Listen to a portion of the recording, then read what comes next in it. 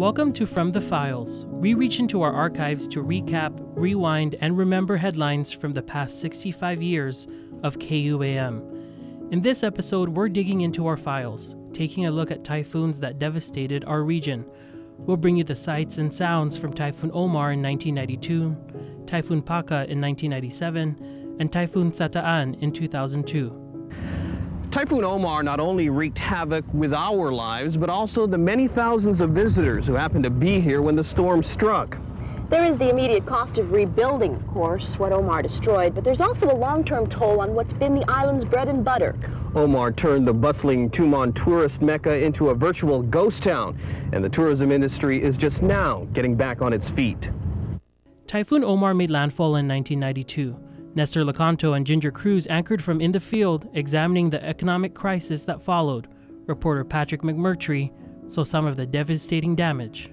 Thousands of homeowners share a common task, rebuilding what Omar tore down. The typhoon damaged an estimated 4,000 homes, destroying over 1,000 of them. The initial reaction of most of the people facing the enormous challenge of rebuilding their homes was positive. Federal officials credit this to Guam's vast experience in rebuilding after typhoons. The first chore, clearing debris. The second, apply for federal aid, and when the money starts coming in, reconstruction begins. Many of those affected by the storm apply for Small Business Administration loans, and the lead man for the SBA, John Brenner, says both the pace of applications and processing have been on the fast track. Say some of the smaller loans, some of our unsecured loans they go very fast. As a matter of fact, of the applications we've received, we already have approvals that are back in Sacramento, and the latest word I had is we have funding on them already. So we're just waiting for some word of when, within the next week, when we're going to be able to start doing some disbursement on some of the smaller loans. Brenner says the number of applications handed out by the SBA after Omar surpasses the number of apps handed following Typhoon Pamela in 1976. That means a lot of people will be building or rebuilding in the coming months. But what about the people left homeless after their rental units were destroyed? That question will likely plague the ad administration for a long, long time. One suggestion is to build a large apartment complex. Do that, what the governor is proposing, and again we have strong legislative support on this, is that another area be turned over to the Guam Housing Corporation.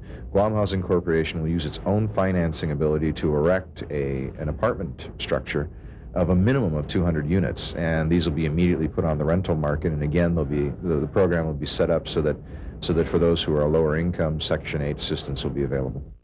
That may be a short-term solution, but could be a long-term housing project no better than a ghetto. Still, it's one unique solution lawmakers will consider. A grassroots movement gathering steam would have the government build a lot of the Lockwood homes that came through Omar unscathed. Besides being durable, the homes can, at least according to the builder, be put up in 2 weeks. And some residents give back while building back. In this next story from our 1993 rebroadcast, KUAM takes a look back at some of the relief efforts, many of those in the community serving for the greater good. The outpouring of support to help those hurt by Omar was perhaps among the best in the world. In 3 weeks, the people of Guam gave $1 million to the effort, not counting all the other little gestures of kindness that made life easier for all of us. The majority of them, they're very generous. Some there's no response. They just nod their head no, or they just leave. We're trying our best to make them as much typhoon-proof as possible, but still, we're not going to guarantee it because they are not concrete. His name is Omar, just like the storm. He eats in fury, too. His favorite food is crispy bills, 1,000 thin and new. He's trained to stay right by your side until the job gets done. Please give and share as best you can for the American Red Cross Fund. We saw this an antenna today that had toppled onto a car, and it was a rather pretty extravagant hood ornament for the size of the car. Kind of crushed the hood and the roof right into the tires.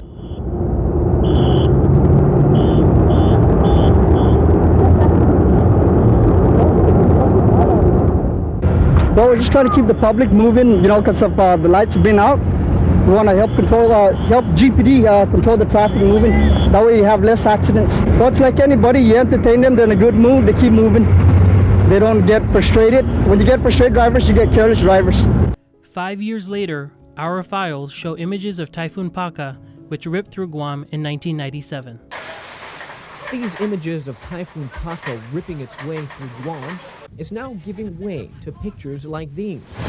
Although it's been 5 days since the storm slammed into our island, recovery efforts are only just beginning.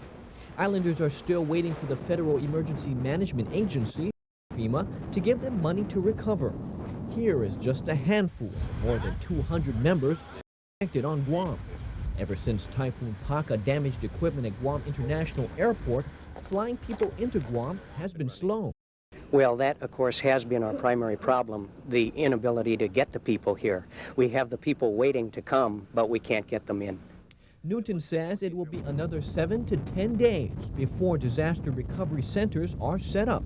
In addition to those, we have what's going to be called a teleregistration assistance line, which starting tomorrow, I believe, and we'll have more information later today on that, people will be able to call beginning tomorrow a number, and they can apply for assistance by calling that phone number. The organization will not be releasing that number until the system is activated. Meanwhile, FEMA is not the only agency working to put Guam residents back on their feet again. The Salvation Army has been helping out since day one. But with 100 mouths to feed every day, Captain Dave Harmon says supplies are running out. We have exhausted our supply of pantry food. That's groceries that we give out to have cooked. So we're restocking on that, and we'll be be going on that again early in the new week.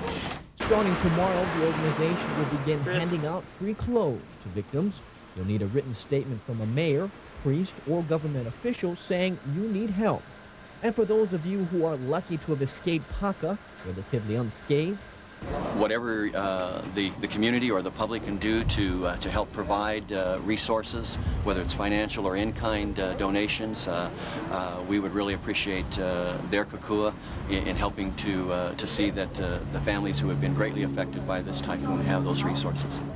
And in 2002, Chataan made landfall. Condition 1 is 12 hours out. And that is actually going to indicate wind of about 58 to 60 miles per hour. Damaging winds 58 to 60 miles per hour. Its eye passed northern Guam and brought heavy rain and wind. Here's our report on the aftermath. Even during the midst of the second wave of Typhoon Chataan, residents in the central part of the island were taking stock of the damage to their homes and trying their best to clean and repair their land. Flooding and down power and telephone lines in the downtown areas of Agana and parts of Tamuning stall drivers as they make their way through the streets checking out the devastation. With sustaining winds at 115 miles per hour with stronger gusts, vehicles here in Tamuning were thrown as if they were toy cars. The scene seems so unreal, considering many people never truly expected the storm to hit so hard. That's especially true for the vendors who had set up shop at this year's Liberation Carnival, who may not have heeded the warnings to secure their sites and have now lost nearly everything. The light materials used to construct their booths were no match for Chataan's fury. The destruction at the Tizan site is heart-wrenching, considering the time, money, and hard work the vendors put into their temporary businesses. Tin, lumber, and even merchandise, food, and prizes were strewn about, much of it damaged beyond repair. For Johanna, it was crushing to find her booth destroyed, as she and her family have sunk a great deal of their savings into the carnival site, especially as it was their first time setting up a booth. Yes, this is my first time. It was actually my sister-in-law. She left off island, so she handed it down to me. And this is my very first time. It was doing good in the beginning. Johanna and her family, like most of the other vendors, will now have to pick through the rubble, trying to save what they can, trying to recoup their losses. Just try and salvage everything as much as I can. At least our birds are still there. Stuffed animals, and these are hard to find here, especially they're from off island. The amount of money lost by both the vendors and the government of Guam through the annihilation of the carnival cannot even be measured yet. Department of Administration Acting Director Cliff Guzman. It's devastating, definitely. I mean, a lot of people put a lot of hard work into this, and there was a lot of high expectations and hopes that it would be a good thing for us.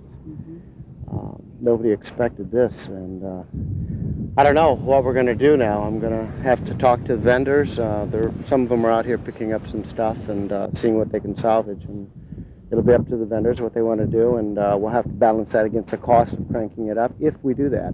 Here at Tietzen, I'm standing at what was, until yesterday, the site of the Liberation Carnival, as usual, slated to carry on throughout the summer. However, until assessments can be made, it's unsure at this point whether the carnival will even resume, as this site, like so many others, is utterly devastated. Reporting from Tietzen for KUAM News, I'm Yana Person. These images from our files seared in our island's memories, a reminder of what still might be brewing in our future. You're listening to From the Files. I'm Thomas Manglona. Stay tuned for more episodes from our KUAM podcast network.